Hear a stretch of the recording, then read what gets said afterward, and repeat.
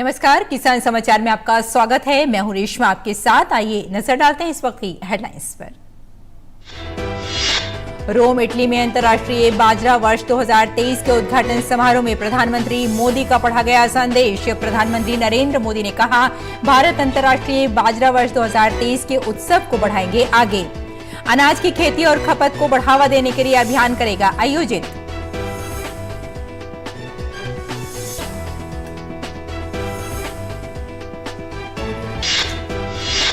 चेन्नई स्थित गरुड़ एरोस्पेस में पहले ड्रोन कौशल और प्रशिक्षण सम्मेलन का हुआ शुभारंभ। केंद्रीय मंत्री अनुराग सिंह ठाकुर ने ड्रोन यात्रा को झंडी दिखाकर किया रवाना। कहा, भारत ड्रोन तकनीक का बनेगा हब। ड्रोन सेक्टर 2023 में कृषि क्षेत्र में $3 अरब का करेगी वृद्धि। 10 करोड़ किसानों को होगा लाभ। बंगाल की खाड़ी में चक्रवाती तूफान मंडोज की आशंका। मौसम विभाग ने कहा, तमिलनाडु, पुदुचेरी और आंध्र प्रदेश पर इस तूफान का पड़ सकता है असर। चक्रवात के कारण तटीय क्षेत्रों में होगी मूसलाधार बारिश।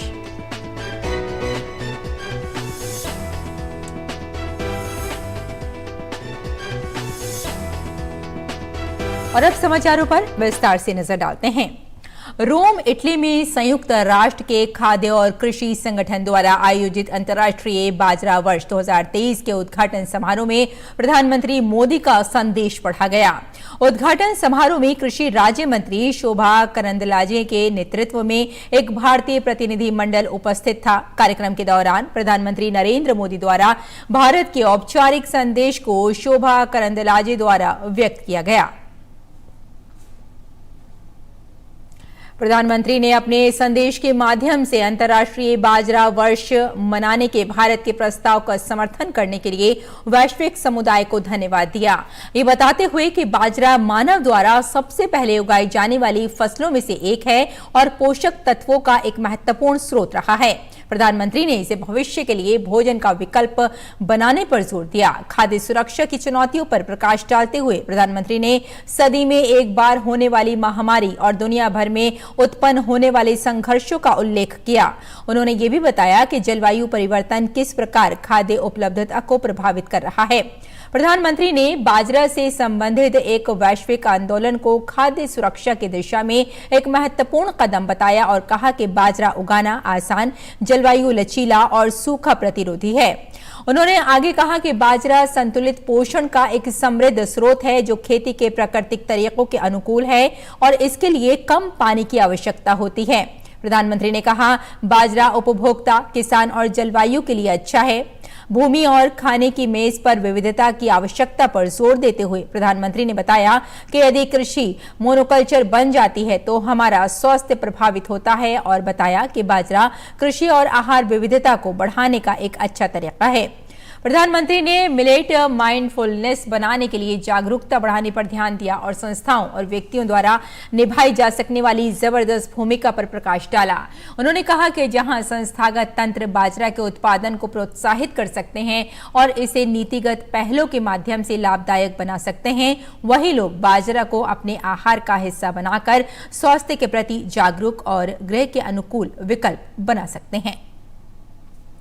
और केंद्रीय सूचना एवं प्रसारण मंत्री अनुराग सिंह ठाकुर ने कहा कि भारत ड्रोन तकनीक का हब बनेगा और भारत को अगले साल तक कम से कम 1 लाख ड्रोन पायलटों की आवश्यकता होगी। ठाकुर मंगलवार को चेन्नई में ड्रोन यात्रा 2.0 को झंडी दिखाकर रवाना करने के बाद संबोधित कर रहे थे। उन्होंने कहा कि स्वामित्व योजना के एक भाग के रूप में गांवों में जमीनों और घरों का सर्वेक्षण ड्रोन के जरिए किया जा रहा है। गांवों के खेतों में कीटनाशकों और नैनो उर्वरकों के छिड़काव के लिए ड्रोन के उपयोग में तेजी आ रही है। उन्होंने कहा कि पीएम नरेंद्र मोदी ने किसान ड्रोन यात्रा का उद्घाटन किया था। इस कार्यक्रम के हिस्से के रूप में कीटनाशकों का छिड़काव करने के लिए देश भर के गांवों में 100 किसान ड्रोन भेजे गए थे। उन्होंने भारत की सबसे बड़ी ड्रोन निर्माण सुविधा गरुड़ एरोस्पेस द्वारा किए गए महत्वपूर्ण प्रयासों की सराहना की। निर्माण सुविधा केंद्र को देखने के क्रम में मंत्री ने गरुड़ किसान ड्रोन के उन्नत उपकरण और निर्माण प्रक्रिया देखी, जिसका उद्घाटन पीएम मोदी द्वारा इस साल की शुरुआत में किया गया था। उन्होंने कृषि उत्पादन बढ़ाने के लिए कृषि क्षेत्र में प्रौद्योगिकी के उपयोग को बढ़ावा देने की सरकार की प्रतिबद्धता को दोहराया। ये परिकल्पना की गई है कि ये ड्रोन खेतों में कीटनाशकों के उपयोग को सुव्यवस्थित करने में मदद करेंगे, जिससे हमारे किसानों की लाभ प्राप्ति में और सुधार होगा। इस साल मई में पीएम मोदी ने भारत के सबसे बड़े ड्रोन महोत्सव भारत ड्रोन महोत्सव 2022 का उद्घाटन किया था, जिसमें उन्होंने किसान ड्रोन पायलटों के साथ बातचीत की थी। और बायो विलेज 2.0 भारत में सतत विकास को बढ़ाने में महत्वपूर्ण रोल निभा सकता है। इस विषय पर हमारी अगरतला संवाददाता रीना देवी ने त्रिपुरा सरकार के जैव प्रौद्योगिकी निदेशालय के अंजन सेनगुप्ता से विशेष साक्षात्कार किया। पेश है इस साक्षात्कार की चौथी कड़ी। तो ये 11 विलेजेस में अभी इम्प्लीमेंटेशन ऑन द प्रोसेस चल रहा है, प्रोजेक्ट जो है। तो आपका टारगेट क्या है? ऑल ओवर स्टेट में कितने विलेजेस में ये सेटअप करने का आपका टारगेट है? आप अगर मुझे पूछता है कि आपका सपना क्या है, विजन क्या है, तो मुझे लगता है कि पूरा त्रिपुरा में हर ब्लॉक में एक एक करके ऐसा बायो विलेज हो। तो मैं क्यों पूरा त्रिपुरा बताऊंगी, मुझे तो लगता है कि नॉर्थ ईस्ट में होना चाहिए, पूरा इंडिया में होना चाहिए। और ये प्रोजेक्ट इसलिए इतना अच्छा है क्योंकि हमारा त्रिपुरा में 90% जो फार्मर्स है वो स्मॉल एंड मार्जिनल है। आप अगर देखें तो हमारा एवरेज लैंड होल्डिंग है 0.46 हेक्टर। तो इसमें अगर हम लोग मल्टी एंटरप्राइज का एप्लीकेशन ना करें तो हमारा जो फार्मर्स का जो रिटर्न है वो कभी भी बहुत ज्यादा हो नहीं सकता। ये जो प्रोजेक्ट में आपका अभी एस्टिमेट फंडिंग जो है एनुअली एक्सपेंडिचर कितना जाता है?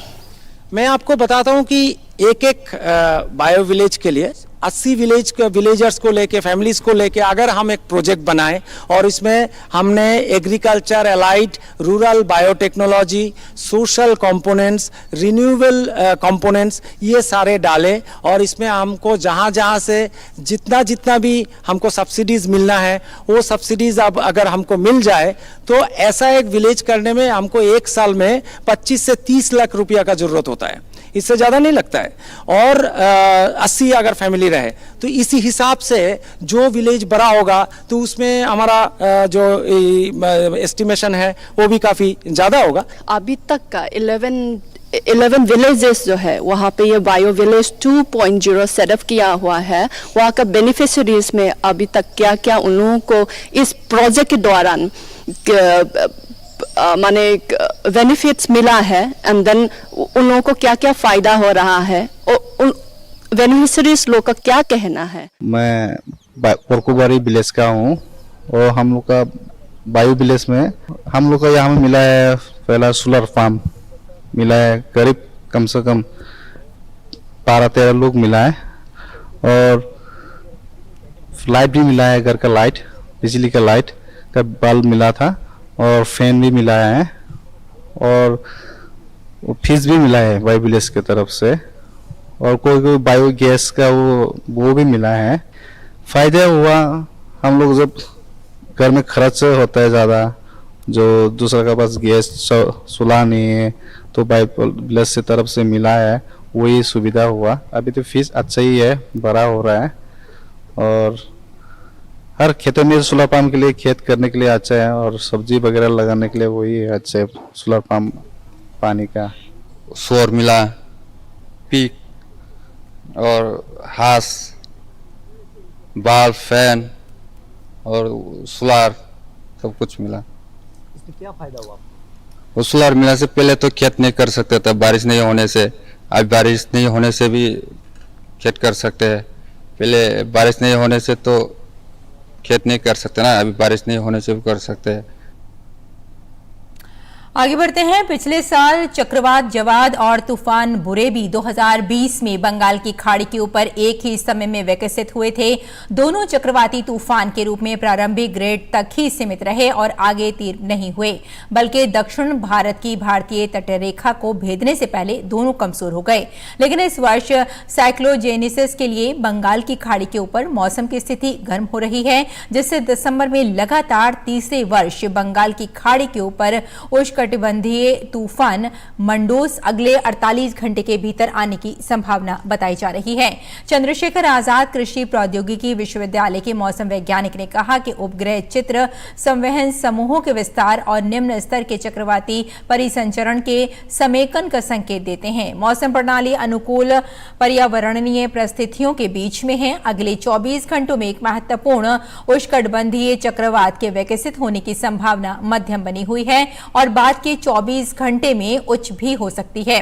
चेन्नई से लेकर तूतीकोरेन, पुडुचेरी और कराईकल और दक्षिण तटीय आंध्र प्रदेश की तमिलनाडु की पूरी तटरेखा को 7 से 10 दिसंबर 2022 के बीच खतरनाक मौसम की स्थिति के लिए अलर्ट पर जाने की जरूरत है।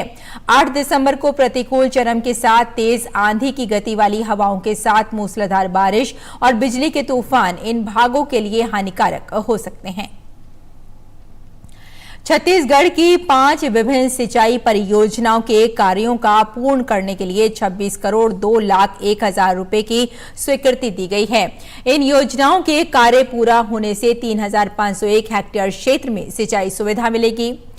राजनांदगांव जिले के विकासखंड डोंगरगढ़ के छिपा वे परिवर्तन नहर लाइनिंग कार्य के लिए 5 करोड़ 97 लाख 21 हजार रुपए स्वीकृत किए गए हैं। योजना के पूरा होने से 555 हेक्टेयर क्षेत्र में सिंचाई सुविधा मिल सकेगी। रायपुर जिले के विकासखंड अभनपुर के कोल्हा नाला पर तर्रा स्टाप डैम निर्माण कार्य के लिए 3 करोड़ 72 लाख 41 हजार रुपए स्वीकृत किए गए हैं। योजना के पूरा होने से 49 हेक्टेयर क्षेत्र में सिंचाई सुविधा मिल सकेगी। विकासखंड धरसीवा के बुडेरा जलाशय नहर लाइनिंग एवं जीर्णोद्धार कार्य के लिए 1 करोड़ 34 लाख 98 हजार रुपए स्वीकृत किए गए हैं। योजना के पूरा होने से 125 हेक्टेयर क्षेत्र में सिंचाई सुविधा मिल सकेगी। वलोदा बाजार भाटापारा जिले के विकासखंड भाटापारा के सौदूड़ परियोजना के भाटापारा शाखा नहर के वितरक नहर एवं समेरिया माइनर का रिसेक्शनिंग एवं सीसी लाइनिंग कार्य के लिए 12 करोड़ 64 लाख 39 हजार रुपए स्वीकृत किए गए हैं। योजना के पूरा होने से 2,532 हेक्टेयर क्षेत्र में सिंचाई सुविधा मिल सकेगी।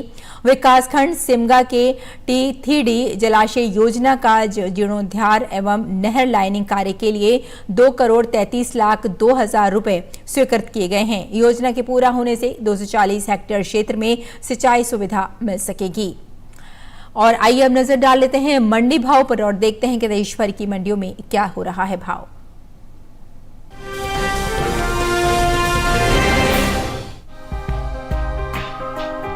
कृषि उपज मंडियों में मंगलवार को लहसुन के सौदों में मिला जुला रुख देखने को मिला। कई मंडियों में भाव चढ़ते उतरते रहे, जबकि कुछ मंडियों में इस दौरान लहसुन के सौदों में कोई बदलाव नहीं हुआ। बात इसकी आवक की करें तो इन दिनों कृषि उपज मंडियों में लहसुन की आवक सामान्य बनी हुई है। एग्मैक नेट के मुताबिक उत्तर प्रदेश की गुलावटी मंडी में देसी लहसुन के सौदों में नरमी के साथ कारोबार हुआ। यहाँ 5 दिसंबर को देसी लहसुन का भाव रहा 4,500 रूपए। 6 दिसंबर को इसके सौदे 100 रूपए लुढ़क कर 4,400 रूपए पर हुए, जबकि राज्य की ही कोपागंज मंडी में इस दौरान लहसुन के भाव में तेजी देखने को मिली। यहाँ 5 दिसंबर को लहसुन का भाव था 2,500 रूपए। 6 दिसंबर को इसके सौदों में 150 रूपए का उछाल आया और भाव जा पहुँचा 2,650 रूपए पर। वहीं थाना भवन मंडी में 5 दिसंबर को लहसुन का भाव रहा 3,120 रूपए।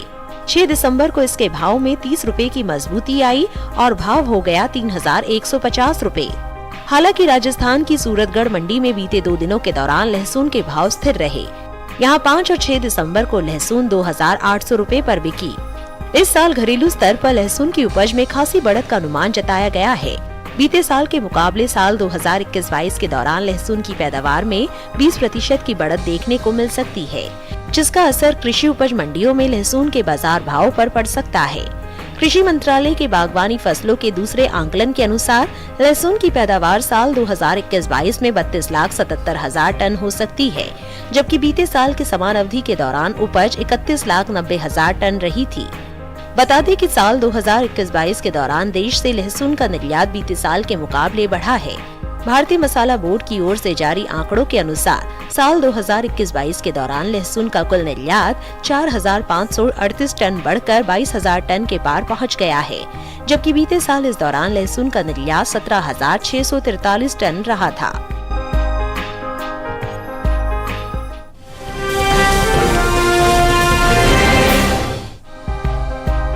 एपिडा की ओर से जारी ताज़ा आंकड़ों के मुताबिक साल 2022 में अप्रैल से सितंबर महीने के दौरान देश से होने वाले मूंगफली के निर्यात में बढ़त देखने को मिली है।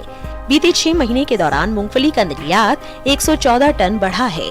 साल 2022 में अप्रैल से सितंबर के दौरान मूंगफली का निर्यात 1,95,108 टन का हुआ है, जबकि बीते साल इस दौरान मूंगफली का निर्यात 1,94,994 टन रहा था। वहीं बात इसकी आवक की करें तो कृषि उपज मंडियों में इन दिनों मूंगफली की आवक सामान्य बनी हुई है। हालांकि सप्ताह के दूसरे दिन मंगलवार को कुछ ही मंडियों में मूंगफली बिकवाली के लिए पहुंची। हाजिर भाव पर नजर डालें तो एगमार्कनेट के अनुसार गुजरात की धोराजी मंडी में मूंगफली के सौदों में नरमी के साथ कारोबार हुआ। यहाँ 5 दिसंबर को मूंगफली का भाव रहा 5,905 रुपए। 6 दिसंबर को इसके भाव में 100 रुपए की गिरावट आई और भाव हो गया 5,805 रुपए। मूंगफली की बुआई पर नजर डालें तो चालू रबी सीजन में मूंगफली की बुआई बीते साल से पीछे चल रही है। कृषि मंत्रालय की ओर से जारी ताज़ा आंकड़ों के अनुसार 2 दिसंबर तक रबी मूंगफली की बुआई का क्षेत्रफल 5,000 हेक्टेयर पीछे है। साल 2022-23 के लिए रबी मूंगफली की बुआई अब तक 2,67,000 हेक्टेयर में हो चुकी है, जबकि बीते साल इस दौरान रबी मूंगफली की खेती 2,73,000 हेक्टेयर में हुई थी। वहीं बात कुल तिलहनी फसलों की बुआई की करें तो चालू रबी सीजन में कुल तिलहन की बुआई आगे चल रही है। कुल तिलहनी फसलों में शामिल सरसों, मूंगफली, सूरजमुखी, तिल, अलसी और दूसरी तिलहनी फसलों की कुल बुआई निर्धारित लक्ष्य से आगे चल रही है। कृषि मंत्रालय की ओर से जारी ताज़ा आंकड़ों के मुताबिक साल 2022-23 के दौरान कुल तिलहन की बुआई 2 दिसंबर तक 83,07,000 हेक्टेयर में हो चुकी है, जबकि बीते साल इस दौरान कुल तिलहन की खेती 75,55,000 हेक्टेयर में हुई थी। यानी इस साल कुल तिलहन की बुआई का क्षेत्रफल 7,51,000 हेक्टेयर अधिक है।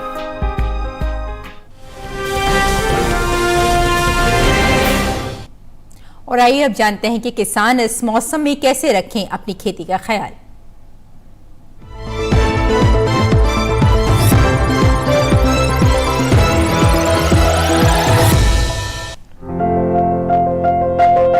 गुजरात में किसान भिंडी में खरपतवार नियंत्रण के उपाय कर ले, साथ ही भिंडी की समय समय पर सिंचाई करते रहे।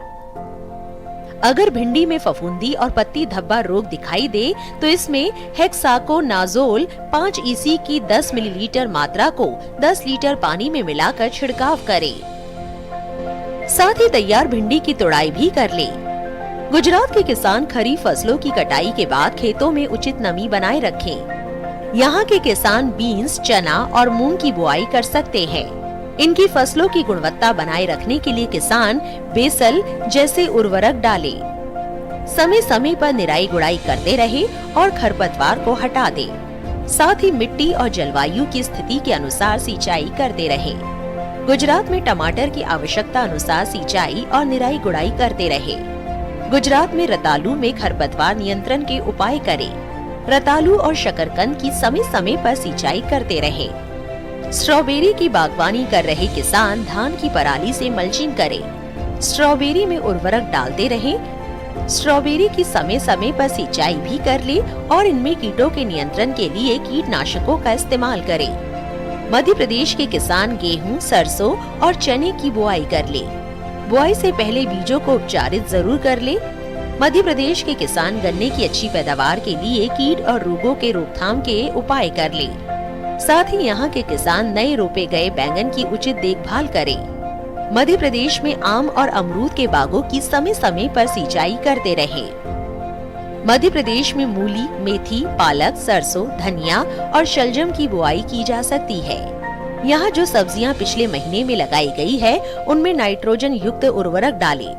इस मौसम में बैंगन की फसल में फल और तना छेदक कीट का खतरा रहता है। ऐसे में इसको नियंत्रित करने के लिए नोवालुरोन का छिड़काव करें।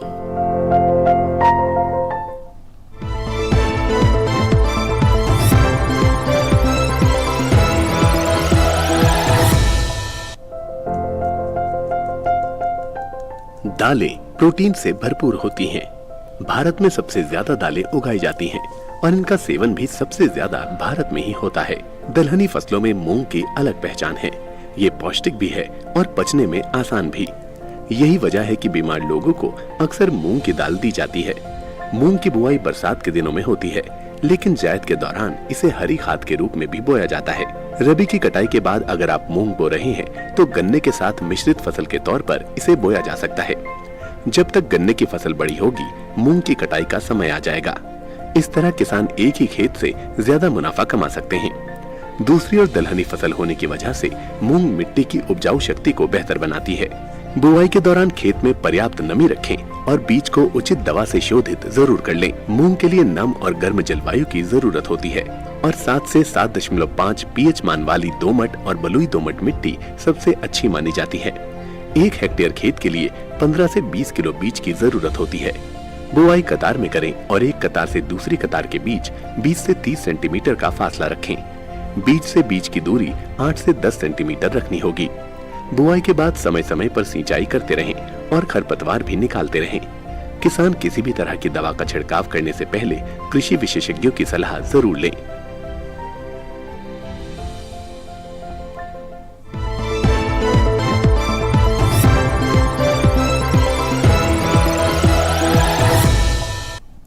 और आइए अब नजर डाल लेते हैं कुछ और महत्वपूर्ण खबरों पर। खास खबर में संसद का शीतकालीन सत्र शुरू। प्रधानमंत्री ने संसद को सुचारू रूप से चलाए जाने की अपील की। प्रधानमंत्री ने कहा, लोकतंत्र की मजबूती और युवा सांसदों के लिए संसद सत्र को प्रोडक्टिव बनाएं। नवनिर्वाचित उपराष्ट्रपति व राज्यसभा के सभापति को प्रधानमंत्री सहित सदन ने शुभकामना दी। उपराष्ट्रपति जगदीप धनखड़ ने राज्यसभा के सभापति के रूप में कार्यकाल शुरू करने से पहले संसद भवन परिसर में स्थित गांधी प्रतिमा पर पुष्पांजलि अर्पित की।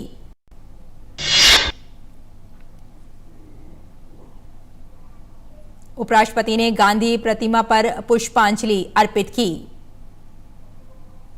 राज्यसभा में विपक्ष नेता मल्लिकार्जुन खड़गे ने सदन के साथ साथ राष्ट्र की ओर से सभापति को बधाई दी। उन्होंने कहा, उपराष्ट्रपति भूमि पुत्र हैं, संसदीय परंपराओं को बखूबी समझते हैं। दूरसंचार नियामक ट्राई ने कहा कि किसी आपदा की स्थिति में आपदा प्रबंधन अधिनियम के तहत कमेंट अलर्ट प्रोटोकॉल CAP के जरिए भेजे जाने वाले SMS पर 2 पैसे का शुल्क नहीं लगेगा। कोल उत्पादन में हुई अभूतपूर्व वृद्धि। कल कोयला उत्पादन में 11.66% की वृद्धि दर्ज की गई।